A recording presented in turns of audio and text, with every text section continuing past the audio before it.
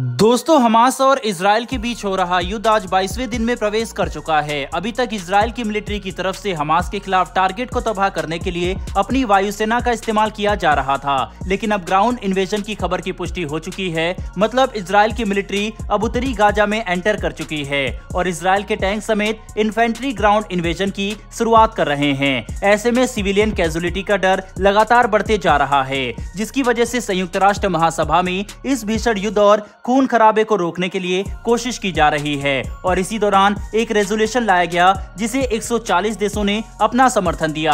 45 देशों ने इस पर वोट करने से मना कर दिया, जिसमें भारत भी शामिल है। और टोटल 12 देश इस रेजोल्यूशन के विरोध में खड़े थे। दरअसल इस रेजोल्यूशन में कहा गया था कि इजराइल और हमास के बीच हो रहे युद्ध को मानवीय सहायता को पहुंचाने के लिए तुरंत रोकना होगा और एक ऐसे सीज फायर को लाने की जरूरत है जो कई दिनों तक कायम रहे। हालांकि 140 देशों के समर्थन से रेजोल्यूशन पास होने के बावजूद इजराइल के विदेश मंत्री ने साफ तौर पर कह दिया कि वे संयुक्त राष्ट्र महासभा द्वारा पास किए गए रेजोल्यूशन को मानने से इनकार करते हैं और फिलहाल शांति की कोई उम्मीद नहीं है। इजराइल की मिलिट्री गाजा के अंदर एंटर कर चुकी है और युद्ध ज्यादा खतरनाक होने वाला है। बता दें कि मौजूदा समय में इजराइल की मिलिट्री की तरफ से लिए गए एक्शन की वजह से गाजा पट्टी में कम्युनिकेशन पूरी तरह से बर्बाद हो चुका है। इंटरनेट की सेवा बंद है, जिसका मतलब यह है कि गाजा पट्टी में मौजूद 22 लाख लोगों को ना ही आपस में कोई कनेक्शन है और ना ही दुनिया से।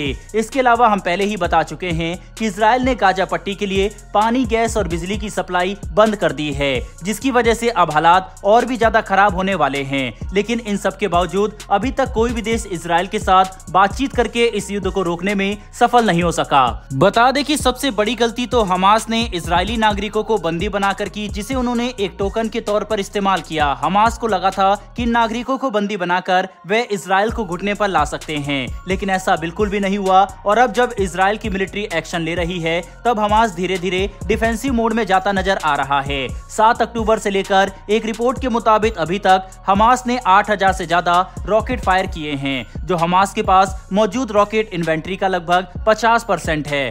वहीं पर एक अनऑफिशियल स्रोत की तरफ से बताया जाता है कि हमास के पास लगभग 16,000 तक रॉकेट मौजूद है, जिनमें से 8,000 हमास ने इस्तेमाल कर लिए। और यही वजह है कि अब इजराइल की मिलिट्री के एक्शन से हमास के आतंकवादी उत्तरी गाजा को छोड़कर दक्षिणी गाजा की तरफ भाग रहे हैं, ताकि वे अपनी जान बचा सके। और फिलहाल कतर की मध्यस्थता से इजराइल के साथ एक सीज फायर की उम्मीद लगाए बैठे हैं, जिसके लिए संयुक्त राष्ट्र में कई बार कोशिश की जा चुकी है, लेकिन इजराइल ने साफ तौर पर संयुक्त राष्ट्र के फैसले और रेजोल्यूशन को मानने से इनकार कर दिया है। यहाँ पर सबसे इंटरेस्टिंग डेवलपमेंट तो तब हुई जब भारत ने इजराइल का समर्थन करते हुए ह्यूमैनिटेरियन एड और सीज फायर पर लाए गए रेजोल्यूशन पर वोट करने से इनकार कर दिया। इसके पीछे भारत ने खुलकर कहा कि हमास द्वारा किया गया हमला एक आतंकवादी हमला है और आतंकवादी हमले के खिलाफ कार्रवाई करने में हमें किसी भी बाउंड्री रेस या नेशनलिटी का ध्यान नहीं रखना चाहिए, जिससे ये बात साफ हो गई है कि कहीं न कहीं भारत इस वक्त इजराइल के साथ खड़ा है और हम चाहते हैं कि हमास जैसे आतंकवादी संगठन का अंत हो। वैसे भी संयुक्त राष्ट्र महासभा में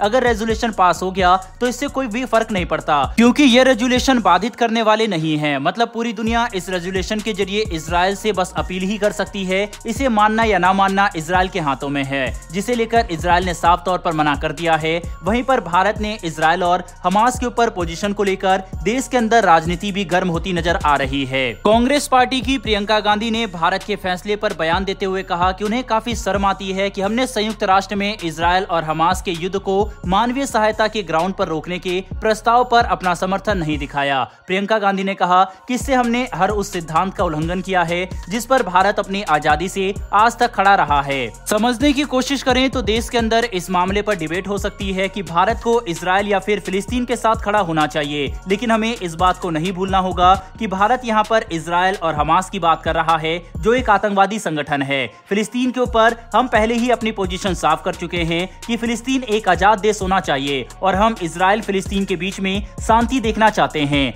लेकिन जहां तक बात हमास की है तो एक क्रूर और कट्टरपंथी आतंकवादी संगठन के साथ कोई भी समझौता नहीं होना चाहिए और इस बारे में भारत बिल्कुल भी पीछे नहीं हटेगा। वैसे दोस्तों, यूएन में भारत द्वारा अब्सटेन करने पर आपकी क्या राय है, कमेंट बॉक्स में लिखकर जरूर बताइएगा। साथ ही अगर आपको ये इन्फॉर्मेशन और वीडियो पसंद आई हो तो नीचे दिए गए सब्सक्राइब बटन को प्रेस कर बेल आइकन को जरूर दबा लें, जिससे हमारी डेली वीडियो आप तक सबसे पहले पहुंच सके। फिर मिलेंगे ऐसी एक नई वीडियो के साथ। धन्यवाद। जय हिंद।